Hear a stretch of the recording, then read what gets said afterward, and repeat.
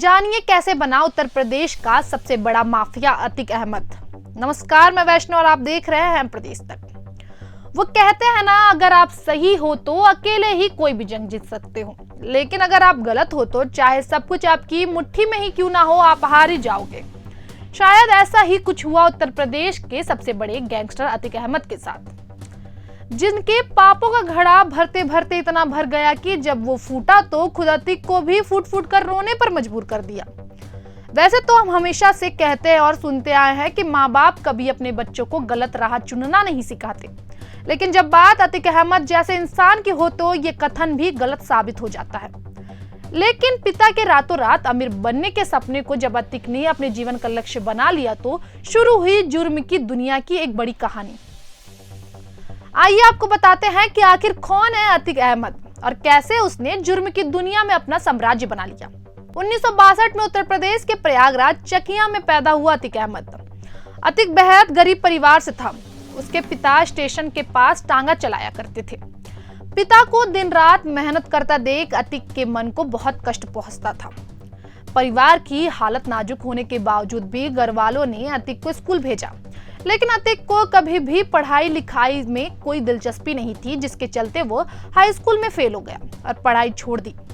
अतीक और उसके पिता हमेशा से ही अपनी हालातों का रोना रोया करते थे और कुछ बड़ा करके रातों रात अमीर होने की सपने देखा करते थे।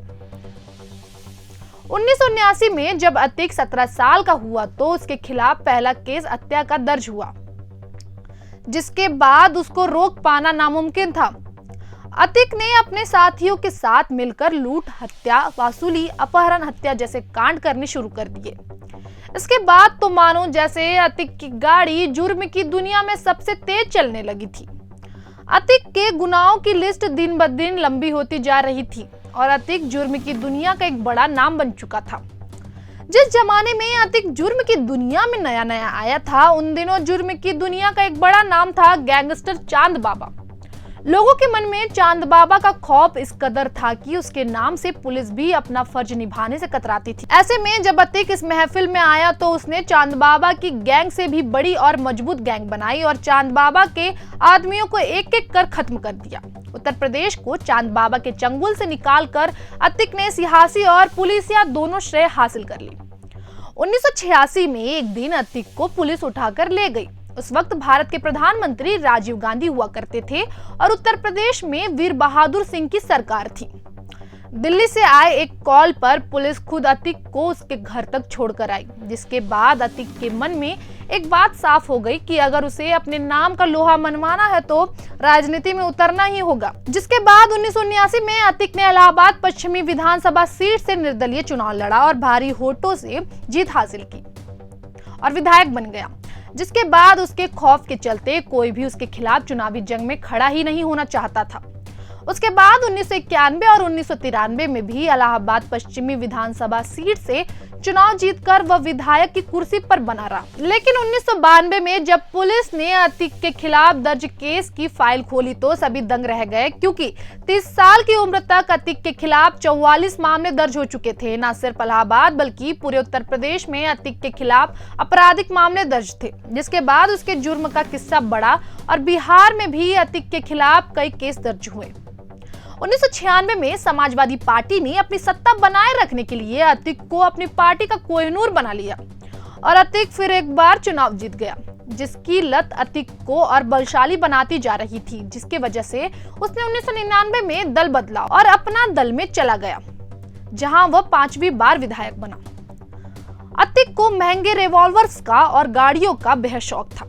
साल 2004 में अतीक ने फूलपुर लोकसभा सीट से चुनाव लड़ा और सांसद बन गया। जिसके बाद उसने अपने भाई को राजनीति में उतारा और इलाहाबाद पश्चिमी सीट से चुनाव लड़वाया, लेकिन उसका भाई ये चुनाव हार गया। अतीक के भाई के खिलाफ सपा से खड़े कैंडिडेट राजू पाल जब ये चुनाव जीत गए तो अपने भाई की हार बर्दाश्त न कर पाने की वजह से अतीक ने 25 जनवरी 2005 की शाम राजू पाल को 19 गोलियां मारकर उसकी हत्या कर दी। जिसके बाद अतीक के बुरे दिन शुरू हो गए। अतीक के भाई ने 2007 विधानसभा चुनाव में एक बार फिर इलाहाबाद पश्चिमी सीट से चुनाव लड़ा और फिर हार गया। समाजवादी पार्टी ने अतीक को पार्टी से बाहर कर दिया और उसके खिलाफ कार्रवाई शुरू कर दी, जिसके बाद अतीक को पकड़ने के लिए उस पर 20,000 का इनाम घोषित किया गया। साथ ही उसकी करोड़ों की संपत्ति सीज कर दी गई, उसके नाम का दर्ज बिल्डिंग्स गिरा दिया गया। सांसद होते हुए भी अतीक के खिलाफ पूरे देश में लुक आउट नोटिस जारी कर दिया गया, जिसके बाद वह दिल्ली से गिरफ्तार हुआ और जेल भेज दिया गया। 2012 में अतीक ने फिर एक बार अपना दल से चुनाव लड़ने की तैयारी शुरू कर दी। उसने इलाहाबाद हाई कोर्ट में अर्जी डाली, लेकिन 10 जजों ने उसका केस लड़ने से साफ इनकार कर दिया, जिसके बाद 11 जज ने उसका केस लिया और उसको बेल मिल गई। अतीक ने इलाहाबाद पश्चिमी सीट से पूजा पाल के खिलाफ चुनाव लड़ा, लेकिन इस बार उसका सामना हार से हुआ। जिसके बाद 2016 में कानपुर कैंट से जब अतीक को उम्मीदवार बनाया गया तो अपनी खुशी का प्रदर्शन करते हुए वो 500 गाड़ियों का काफिला लेकर खुद कानपुर पहुंच गया। लेकिन 2017 में जब योगी की सरकार आई तो सरकार ने गुंडा राज का अंत करने की ठान ली और सभी के काले कारनामों का कच्चा चिट्टा खोल डाला और कई मामले सीबीआई को सौंप दिए। जिसके बाद 2017 में अतीक की हाई कोर्ट में दर्ज बेल की याचिका को खारिज कर दिया गया और अतीक जेल में ही बंद रहा।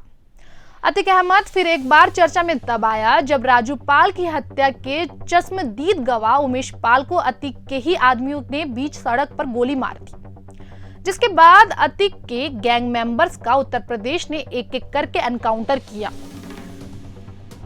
वहीं अतीक को इलाहाबाद हाई कोर्ट के द्वारा 28 मार्च 2023 को उम्र कैद की सजा सुनाई गई। धन्यवाद।